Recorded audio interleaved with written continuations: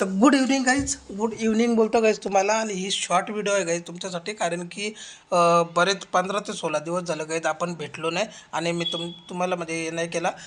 मध्ये मी guys video shoot करायचो, intro वगैरे शूट करायचो, पण बाहेर गेला ना ना धावपळ करायचं चालू होते बरेच 10-15 दिवस ना.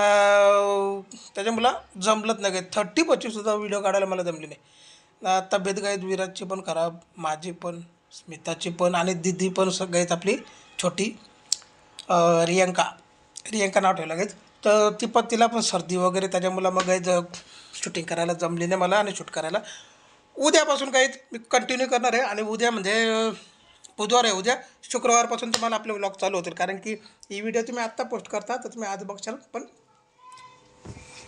उद्यापासून गाईज व्लॉग आपली बारीवाला काम चालू ना. शुक्रवारपासून तुम्हाला व्हिडिओ भेटतील.